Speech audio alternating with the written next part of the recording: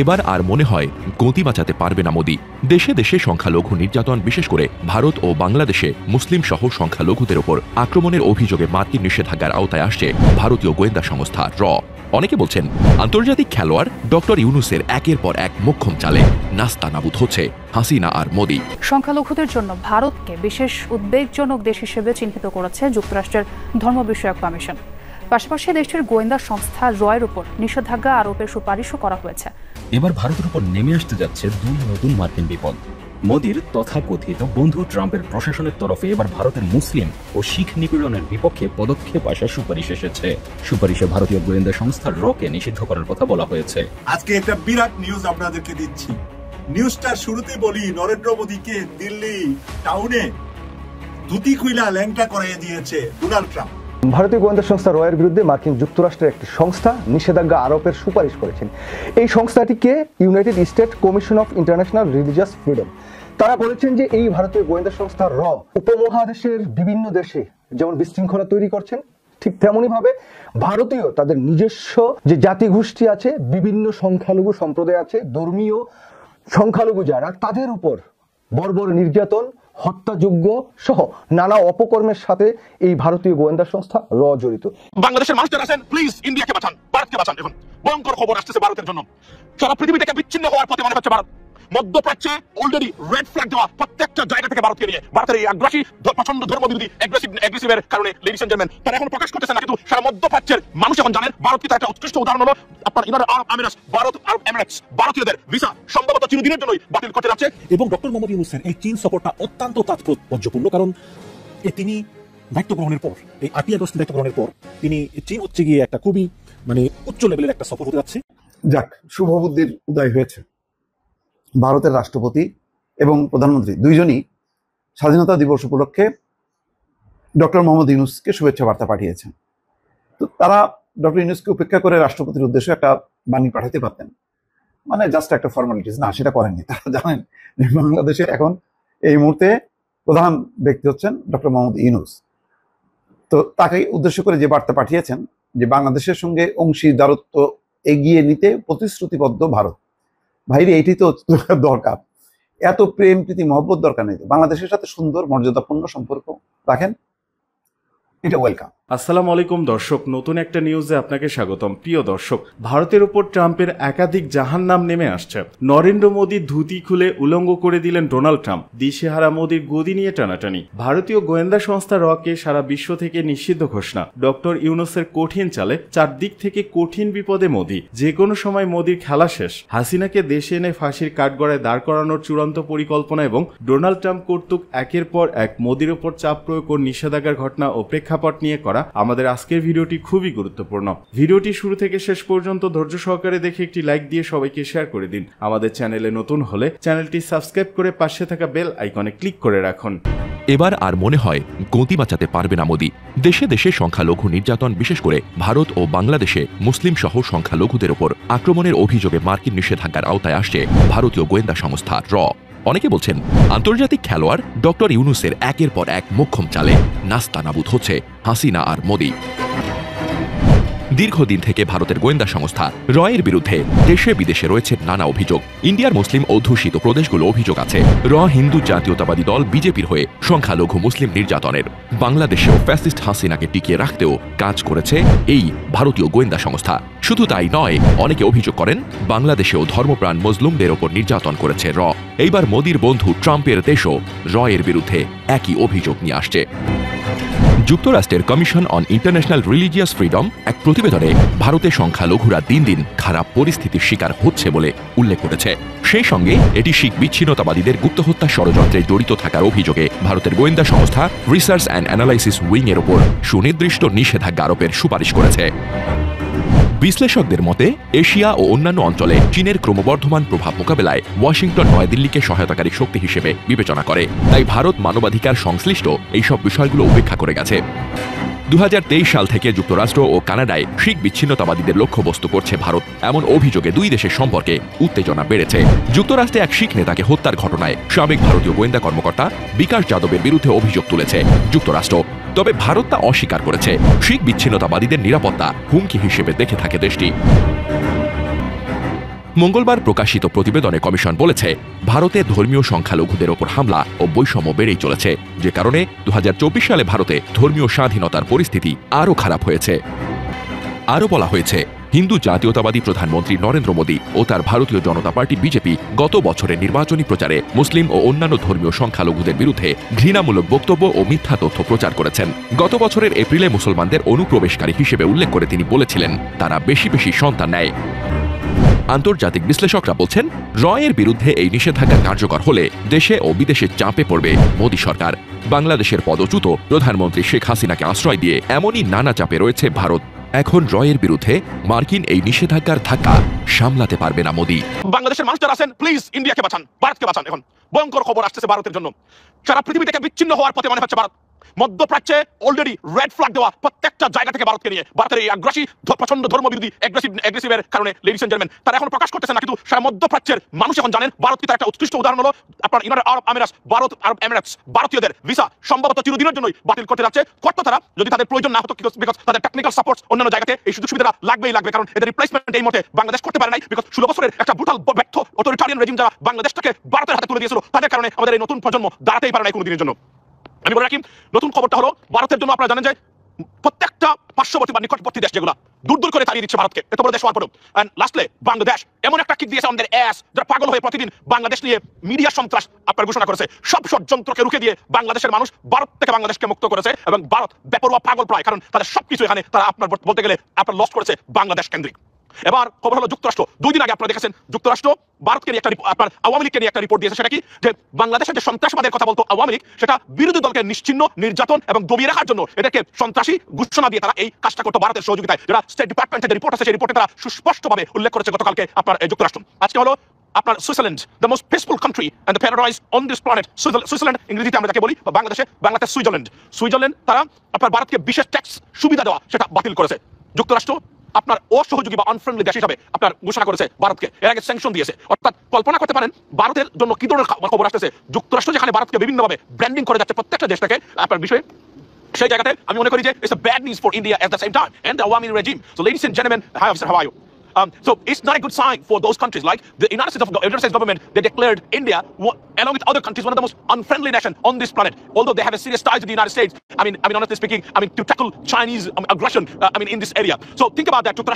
যুক্তরাষ্ট্র যদি ভারতের মতো দেশকে এইভাবে ট্যাকল করে থাকে, তাহলে কতটা ভয়ঙ্কর এবং বিপদগ্রস্ত অবস্থায় ভারত পতিত হয়েছে। অর্থাৎ ভারতের যে আগ্রাসী এবং সন্ত্রাসী মনোভাব নিয়ে বিভিন্ন দেশে হস্তক্ষেপ করার যে মানসিকতা এবং পরিকল্পনা, সেটা যে ব্যস্ত যাচ্ছে এবং প্রত্যেকটা জায়গা থেকে people are kicking out India. This is a good sign, it's not a good sign for India. এবং সেই ভারত বাংলাদেশটাকে কুক্ষিগত করে এখানে রাখার জন্য এবং তাদের এজেন্টকে আবার পুনরায় রিহেবিলিটেট করার জন্য into Bangladeshi politics, they trying their best and they have gone mad. So that's they trying every single day to destabilise Bangladesh by pouring or spreading propaganda, misinformation about Bangladesh on internet. They declare war against Bangladesh on internet, and misinformation pouring on internet from all sides of Indian media. That's the bad news. But the good thing is we are united against this aggression against India. I mean against Bangladesh, and the people of Bangladesh will protect Bangladesh, the sovereignty and independence of Bangladesh. Ladies and gentlemen, be united, be together, or be on the same page so that they cannot harm us, right? Although আমাদের সরকার যারা আছেন তাদেরকে অনেক ভালো কাজ হচ্ছে doctor Yunus সরকারের, but কিছু গুণগত কাজ যেগুলো অবশ্যই করা দরকার এখন পর্যন্ত সংগঠিত হচ্ছে না বলে সবাই মনে করেন, and we are very concern for it, because আমরা জানি না ইন্ডিয়ান যে তারা কি বাংলাদেশে এগুলো তারা আবার এগ্রেশনটা আবার বজায় রাখতেছে কিনা, বিভিন্নভাবে সরকারকে বই দেখিয়ে যারা সংশ্লিষ্ট কর্তৃপক্ষ আছেন তারা। আচ্ছা,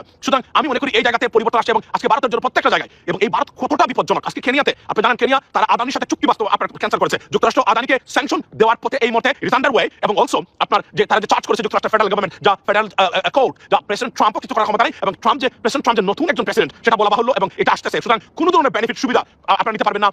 লক্ষ লক্ষ ভারতীয় সিটিজেনশিপ আপনার থেকে বঞ্চিত হবেন শুধুমাত্র তাদের এই আগ্রাসী এবং অসহযোগী মনোভাব এবং বলতে গেলে এক দুর্নীতিগ্রস্ত ব্যবস্থাকে তারা রাখার জন্য। বগা ফান্দে পরে কান্দে রে, বগা ফান্দে পরে কান্দে। ছোটকালে এরকম মানুষ গান গাইতো, আমি তো শিল্পী না, সেই জন্য এতটুকুই আমি মনে রেখেছি। আজকে বগা ফান্দে পরে যে কান্দে, ডক্টর ইউনূসের কাছে নরেন্দ্র মোদী কি ভাষায় কেঁদেছেন, মানবজমিন পত্রিকা হেডলাইনটা আপনারা শুনলে বুঝতে পারবেন, আপনারা বিচক্ষণ মানুষ। তারপরে আমি বিস্তারিত আলোচনায় যাব। প্রথমে হেডলাইনটা বলছি, স্বাধীনতা দিবসে ডক্টর ইউনূসকে মোদী বাংলাদেশের সঙ্গে অংশীদারিত্ব এগিয়ে নিতে প্রতিশ্রুতিবদ্ধ ভারত। বাংলাদেশের সাথে অংশীদারিত্ব এগিয়ে নিতে ভারত প্রতিশ্রুতিবদ্ধ। এই কারণে নিয়ে আমার মায়ের ১৫০০ সন্তানকে ভারতের সৈন্য এসে বাংলাদেশে মেরে চলে গিয়েছে। এই কারণে নিয়ে আমার দেশের 25,000 মায়ের সন্তানের হাত পা চক্ষু অন্ধ করে দিয়েছে। আর সেই খুনি ডাইনি হাসিনাকে নিজের ঘরে নিয়ে আদর আপ্যায়ন করছে। আর তার দোসরদেরকে ভারতে পাসপোর্ট দিয়ে, ভিসা দিয়ে, বিভিন্নভাবে সহযোগিতা করে, ভারতে অবস্থানের সুযোগ দিয়ে ভারত থেকে বসে বাংলাদেশকে উত্তপ্ত করার জন্য এ পর্যন্ত কত শত পরিকল্পনা করেছে। এবং সেই পরিকল্পনা খোলার সবগুলারই আমরা তথ্য পেয়েছি ভারত থেকে আওয়ামী লীগ বা বিজেপি মিলে করে যাচ্ছেন। এবং বিজেপি নেতারা ভারতে বসে হাসিনার সাথে এবং হাসিনার ওই খুনি সন্ত্রাসীদের সাথে বৈঠকের পরে বৈঠক করে কিভাবে বাংলাদেশকে অশান্ত রাখা যায় সেই পরিকল্পনা করছেন। আর সেই পরিকল্পনাকারীর মুখ থেকে শুনলাম অংশীদারিত্ব এগিয়ে নিতে প্রতিশ্রুতিবদ্ধ ভারত।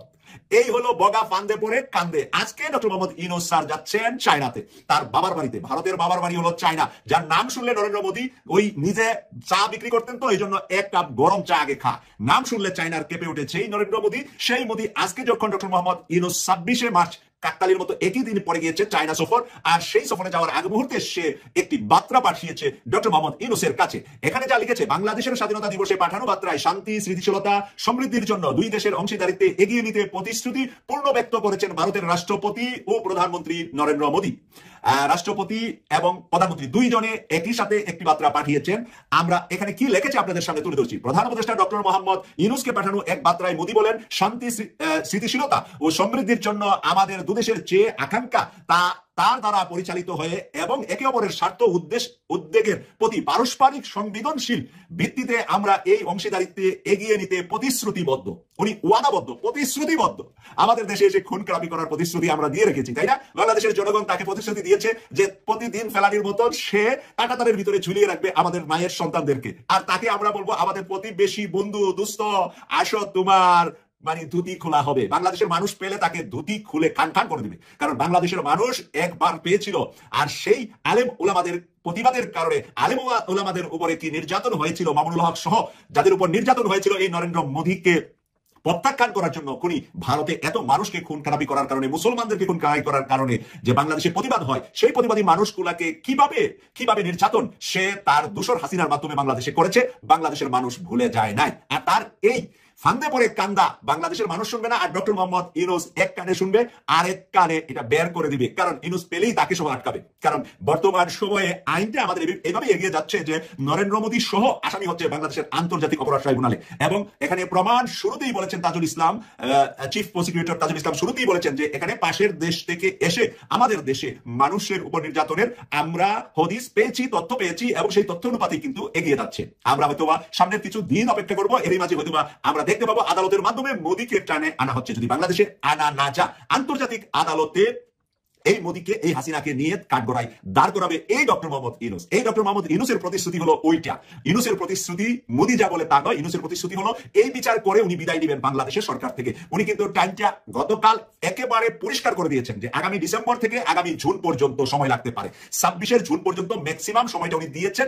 কারণ হলো যে মোদী সহ হাসিনা সহ বিচারটা কমপ্লিট করতে, বিচারের কাজ তো ইউনূস সাহেব চাইলেই রাতারাতি করতে পারবে না। বিচারের পদ্ধতি, সিস্টেম, আন্তর্জাতিক মানদণ্ড মেনে বিচার করতে যতটুকু সময় লাগে, এতটুকু সময় ডক্টর মোহাম্মদ ইউনূস রাষ্ট্রীয় ক্ষমতায় থাকবেন, নির্বাচন দিবেন না। কারণ ডক্টর মোহাম্মদ ইউনূসের কাছে পরিষ্কার যে পরবর্তীতে যারা সরকার গঠন করবে তারা এই বিচারটা করবে না। যাদের সম্ভাবনা আছে রাষ্ট্রীয় ক্ষমতা আসার, তারা ভারতকে বিচারের মুখোমুখি করার মতন মাজায় তাদের শক্ত গামছা বাঁধা নাই। সেই দুর্বল দলগুলাই বাংলাদেশের রাষ্ট্রীয় ক্ষমতায় আসবে, যারা নরেন্দ্র মোদীর চোখে চোখ রেখে কথা বলতে পারবে না, যারা ভারতকে আসামির কাঠগড়ায় দাঁড় করাতে পারবে না। ভারত প্রীতিতে ব্যস্ত হয়ে যাবে পরের সরকার এসে। সেই কারণে উনি নিজ হাতে বিচারটা কমপ্লিট করেই বিদায় নেওয়ার জন্য উনি 6 মাস এখানে হাতে রেখেছেন, ডিসেম্বর থেকে পরের জুন পর্যন্ত। ওই 6 মাসের ভিতরে কিন্তু এনি টাইম উনি নির্বাচনের ঘোষণা দিতে পারেন। যখন ওনার টার্গেট ফিল আপ হয়ে যাবে, তারপরে আর ইউনূস সাহেবকে ধরে রাখতে পারবেন না। ওনার মূল টার্গেটটা ওই আজকে থেকে টার্গেটের সেমিফাইনালে নেমেছেন, আর ফাইনাল খেলাটা শেষ করেই উনি বিদায় নেবেন। আজকে যে চাইনা যাচ্ছেন, এটা আমাদের জন্য খেলার সেমিফাইনালে চলে আসছে, কোয়ার্টার ফাইনাল পর্যন্ত শেষ ইতিমধ্যে ডক্টর মোহাম্মদ ইউনূসের 8 মাসে।